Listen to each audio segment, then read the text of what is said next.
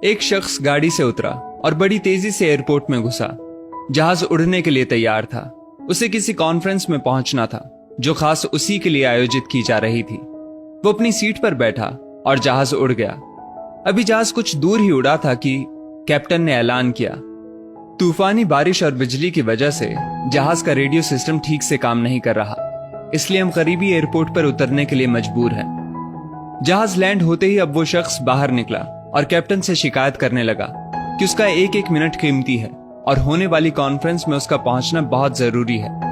पास खड़े दूसरे मुसाफिर ने उसे पहचान लिया और बोला, डॉक्टर पटनायक, आप जहां पहुंचना चाहते हैं टैक्सी द्वारा यहां से केवल 3 घंटों में पहुंच सकते हैं। डॉक्टर ने उस शख्स का शुक्रिया अदा किया और टैक्सी लेकर निकल पड़ा।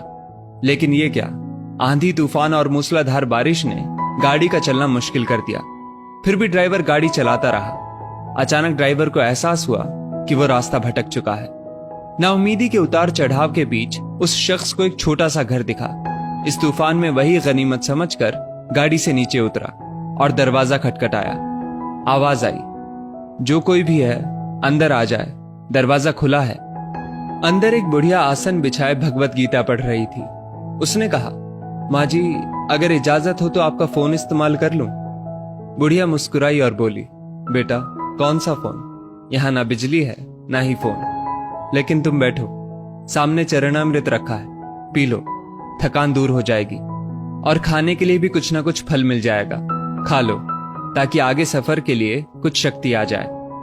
डॉक्टर ने शुक्रिया अदा किया और चरणामृत पीने लगा। बुढ़िया अपने पाठ में खोई थी कि डॉक्टर की नजर उनके बगल में पड़ी। एक बच्चा कंबल में लिपटा पड़ा था, जिसे बुढ़िया थोड़ी थोड़ी देर में हिला देती थी। बुढ़िया ने पाठ समाप्त किया तो डॉक्टर ने कहा, माँ जी, आपके स्वभाव और एहसान ने मुझ पर जादू कर दिया है। आप मेरे लिए भी दुआ कर दीजिए, ये मौसम साफ हो जाए।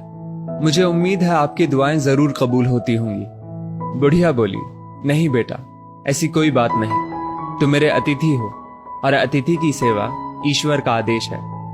मैंने तुम्हारे लिए भी दुआ की है। परमात्मा का शुक्र है, उसने मेरी हर दुआ सुनी है। बस एक और दुआ मैं उससे मांग रही हूं, शायद जब वो चाहेगा उसे भी कबूल कर लेगा। कौन सी दुआ? डॉक्टर ने पूछा। बुढ़िया बोली, ये जो 4 साल का बच्चा तुम्हारे सामने अधमरा पड़ा है, मेरा पोता है। ना इसकी माँ जिंदा है ना ही बाप। इस बुढ़ापे में इसकी जिम्मेदारी मुझ पर है। डॉक्टर कहते हैं इसे कोई खतरनाक रोग है जिसका वो इलाज नहीं कर सकते। वो कहते हैं एक ही नामवर डॉक्टर है। क्या नाम बताया था उसका? हाँ, याद आया, डॉक्टर पटनायक। वो इसका ऑपरेशन कर सकता है। लेकिन मैं बुढ़िया कहाँ उस डॉक्टर तक पहुंच सकती हूँ? बच्चे को लेकर जाऊं भी तो पता नहीं वो देखने के लिए राजी भी हो या नहीं। बस अब बंसी वाले से यही मांग रही थी कि वो मेरी मुश्किल आसान कर दे।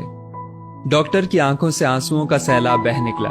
वो रूंधे कंठ से बोला, माई, आपकी दुआ ने हवाई जहाज को नीचे उतार लिया, आसमान पर बिजलियां कौंधवा दी, मुझे रास्ता भुलवा दिया ताकि मैं यहां तक खींचा चला आऊं। हे भगवान, मुझे यकीन ही नहीं हो रहा कि कन्हैया एक दुआ कबूल करने के लिए अपने भक्तों की इस तरह भी मदद कर सकता है। दोस्तों, वो ईश्वर सर्वशक्तिमान है। जहां इंसान बेबस हो जाता है, वहीं से उसकी परम कृपा शुरू होती है। यदि इस वीडियो ने आपका दिल छू लिया हो तो इसे लाइक शेयर अवश्य करें और ऐसी ही बेहतरीन वीडियोस के लिए हमारा पेज जरूर फॉलो कर लें। धन्यवाद।